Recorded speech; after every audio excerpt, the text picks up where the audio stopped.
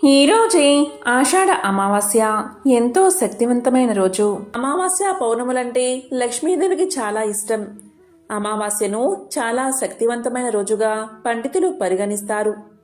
ఉప్పుతో ఎటువంటి పరిహారం చేస్తే సమస్యలు అప్పుల బాధలు తగ్గి లక్ష్మీ కటాక్షం కలుగుతుందో అదే విధంగా ఈరోజు ఏ చెట్టు కొమ్మను తెచ్చి ఇంట్లో పెట్టుకుంటే నరదృష్టి, నరఘోష, నరపీడల నుంచి ఉపశమనం పొందవచ్చో ఇప్పుడు ఈ వీడియోలో తెలుసుకుందాం. ఈరోజు లక్ష్మీదేవిని పూజిస్తే ఎలాంటి సమస్యలు ఉన్నా అవి తొలగిపోతాయి. పూజ అంటే పెద్ద పెద్ద పూజలు చేయవలసిన పనిలేదు. మీకు తోచిన విధంగా అమ్మవారిని పూజించి మనసారా నమస్కారం చేసుకున్నా చాలు. ఆ అమ్మవారి సంపూర్ణ అనుగ్రహం మీకు కలుగుతుంది. ఈరోజు ప్రత్యేకంగా అమ్మవారికి నైవేద్యం సమర్పించేటప్పుడు దానిమ్మ పండు గింజలను నివేదన చెయ్యండి. ఈరోజు మీరు చేసే లక్ష్మీ అమ్మవారి పూజ కన్నా పెట్టే నైవేద్యానికే ఎక్కువ ప్రాముఖ్యత ఉంటుంది. దానిమ్మ పండు అంటే లక్ష్మీదేవికి ఎంతో ప్రీతికరం. లక్ష్మీదేవిని మీ శక్తి మేర పూజించి దానిమ్మ పండును నివేదన చెయ్యండి. ఆ తర్వాత ఆ దానిమ్మ పండు గింజలను ఇంట్లో వారందరూ కూడా ప్రసాదంగా స్వీకరించి తినండి. ఈ విధంగా ఈ అమావాస్య రోజు తప్పనిసరిగా చేస్తే చాలు, మీకు ఉన్న ధన సమస్యలు తొలగిపోతాయి. అయితే ఈరోజు రాత్రి 6 నుంచి 12 గంటల మధ్యలో ఉప్పుతో ఇలా చేస్తే చాలు, పోటీకి లేనివారు కూడా కోటీశ్వరులు అవుతారని పండితులు చెబుతున్నారు. ఈ ఉప్పు పరిహారం చేయడం వల్ల మీకున్న అప్పులన్నీ తీరిపోతాయి, ధన సమస్యలు తొలగిపోతాయి. చాలా మంది అప్పుల బాధతో సతమతమైపోతూ ఉంటారు.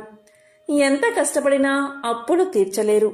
వడ్డీల మీద వడ్డీలు కడుతూ నానా యాతన అనుభవిస్తూ ఉంటారు. అప్పుల బాధలో మునిగిపోయిన వారు ధనం చేతిలో నిలబట్లేదని బాధపడేవారు. ఈ విధంగా ధన సమస్యలు ఉన్నవారు ఎవరైనా సరే ఈ పరిహారం చేశారంటే ఖచ్చితంగా కష్టాల నుంచి బయటపడవచ్చు.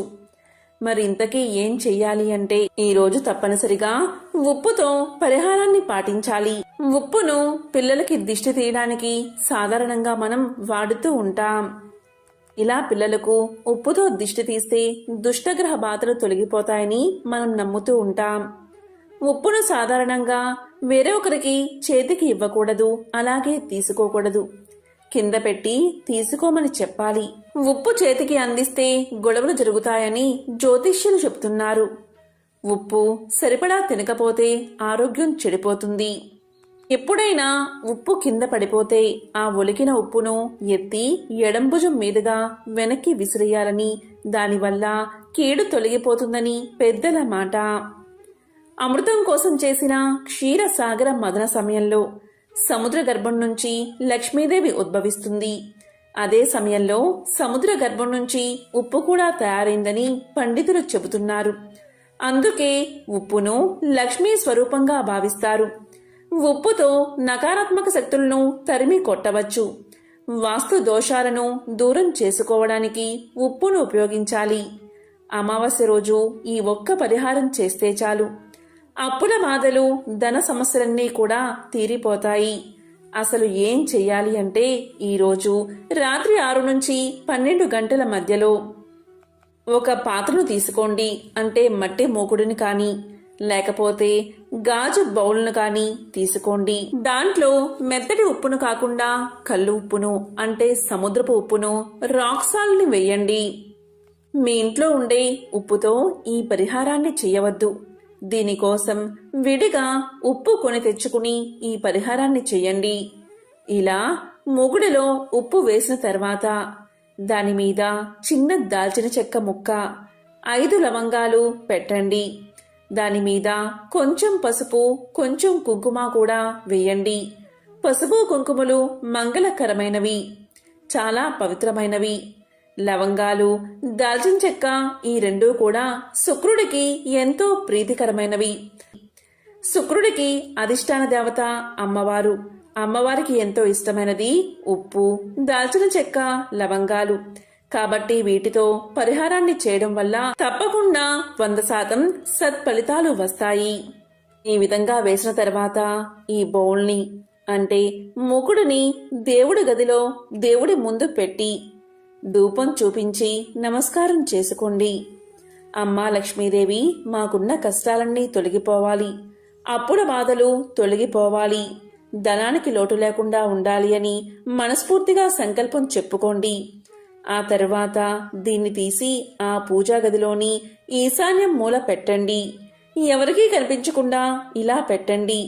కావాలంటే ఉప్పు మీద ఎర్ర వస్త్రాన్ని పరిచి ఉంచవచ్చు. ఎవరికంటా పడకుండా ఉండేలా పెట్టాలి. రహస్యంగా ఈ పరిహారాన్ని పాటించాలి.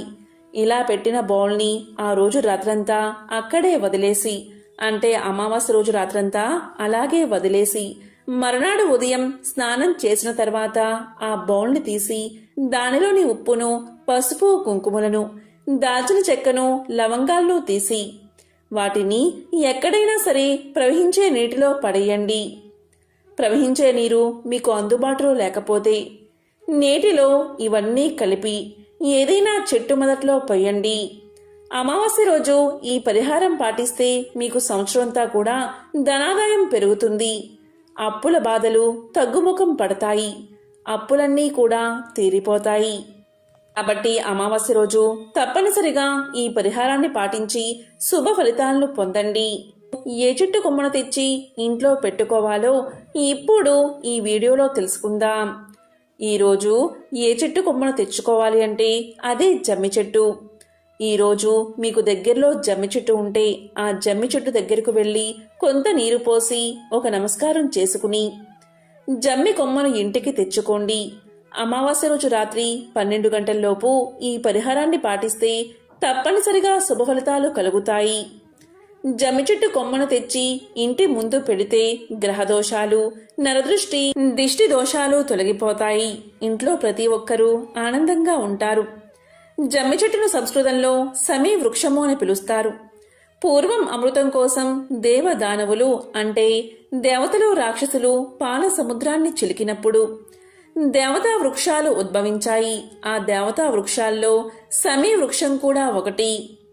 అప్పట్లో ఈ చెట్టును అగ్నిని పుట్టించే సాధనంగా ఉపయోగించేవారు. అందుకే దీనిని అరణి అని కూడా పిలుస్తారు. జమ్మి చెట్టును పూజించడం అంటే జీవితంలో సకల విజయాలను సాధించడమే అని పండితులు చెబుతున్నారు. ఈ చెట్టు ఎక్కడైనా సరే సులువుగా పెరుగుతుంది. నీటి లభ్యత లేకున్నా కూడా ఎక్కువ కాలం బతుకుతుంది. ఈ చెట్టు నుంచి రాలిపోయే ఆకులు రాలుతూ ఉంటే కొత్త ఆకులు వస్తూనే ఉంటాయి. జమ్మి చెట్టు ఎప్పుడూ కూడా పూర్తిగా ఆకులు రాలిపోయి బోసిపోయినట్లు కనిపించదు. ఇప్పటి యువతకు, నగరవాసులకు ఈ జమ్మి ఉపయోగాల గురించి పెద్దగా తెలియకపోవచ్చు. కానీ గ్రామీణ జీవితంలో జమ్మి చెట్టుకు ఎంతో అనుబంధం ఉంటుంది. ఈ చెట్టు వేళ్ళు భూసారాన్ని పెంచుతాయి. జమ్మి చెట్టులోని ప్రతి భాగం నాటు వైద్యంలో ఔషధంగా ఉపయోగపడుతుంది. ఈ చెట్టు యొక్క గాలి పీలిస్తే ఆరోగ్యంగా ఉంటారని నమ్మకం. అందుకే సమీ వృక్షం చెట్టు ప్రదక్షిణలు చెయ్యాలని మన పెద్దలు చెబుతూ ఉంటారు. ఎన్ని ప్రత్యేకతలు ఉన్న జమ్మి చెట్టు కొమ్మను మీరు ఈరోజు అంటే మౌని అమావాస్య రోజు తెచ్చుకుని ఇంటి ముందు పెట్టి శుభ ఫలితాలను పొందండి. కాబట్టి ఎంతో విశేషమైన ఈ రోజు అంటే పుష్య అమావాస్య రోజు, మౌని అమావాస్య రోజు ఇటువంటి పరిహారాలు పాటించి సకల శుభాలను పొందండి. ఓం శ్రీ మహాలక్ష్మియే నమః. ఓం నమః శివాయ. ఓం శ్రీ మాత్రే నమః.